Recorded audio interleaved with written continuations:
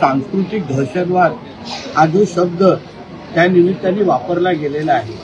आता सांस्कृतिक दहशतवाद फक्त जैन समाजाबद्दल आणि हिंदू समाजाबद्दलच का काढला जातो?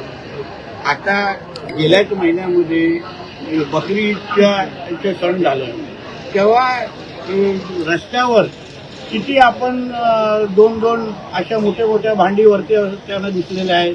रस्त्यावरचे नमाज त्याला का आक्षेप कोणी घेतला नाही? तेव्हा मग ते कशाला वरती सिलेंडर येताना आम्ही गप्प बसतो आणि बघतो सगळ्या गोष्टी. मग त्या हिरव्या पट्ट्यांना तुम्ही का मिटवायला बघत नाही?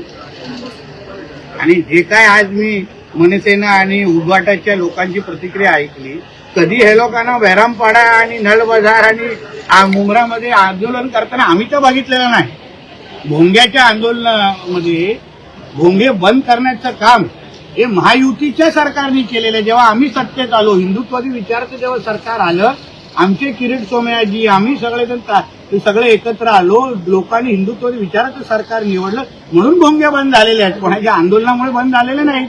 आणि म्हणून एवढ्याच पट्टे काढण्याची अगर हिंमत असेल ना तर बहरामपाडा आणि मोहम्मद अली रोडवरचे हिरवे पट्टे काढा ना. रस्त्यावरचे नमाज बंद करायला पाहिजे. आमचं सरकारने बंद करून दाखवलेलं आहे. तेव्हा ह्यांच्या तोंडातून हुकचू निघत नाही, तेव्हा हातभर येतात हातात सगळे.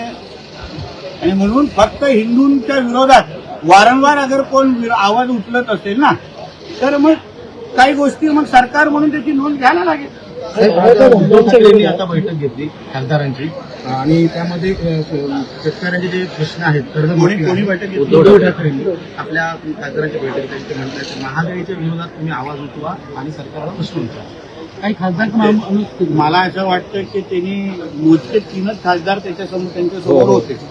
मोजून 3 खासदार आले. बाकीचे जो 4था खासदार होते ते संजय दिना पाटील ते शेवटच्या 5 मिनिटात आलेले आहे. बाकीचे तर ऑनलाईनच्या नावाने फक्त तर ते आउट ऑफ नेटवर्क गेलेले होते. आणि म्हणून फक्त 3 खासदारच्या समोर एवढी मोठी मोठी वल्गना उबाटाच्या प्रमुखांनी करू नये. आता हम दो हमारे दोचीच वेळ आलेली आहे. त्याच्या पलीकडे त्यांचा काय उबाटा पक्ष आता येणाऱ्या काळामध्ये राहताना दिसत नाही. आणि आम्हाला कोणालाच ऑपरेशन टायगर ऑपरेशन लोटस करण्याची गरजच नाहीये. त्यांच्याच लोकप्रतिनिधींना आमदार असो खासदार त्यांच्याच बरोबर राहायचं नसेल, त्यांना त्यांचं भविष्य सुरक्षित वाटत नसेल, प्रत्येकाला मोदीजींच्या नेतृत्वात देवेंद्र फडणवीसजींच्या नेतृत्वात एकनाथ शिंदेजींच्या नेतृत्वातच अगर काम करायचं असेल मग त्यांना काय तुम्ही बांधून ठेवू शकत नाही. आता त्या खासदारांच्या यादीमध्ये संजय राऊतांचं पण नाव कदाचित असेल असंही माझ्या कानावर माहिती आहे.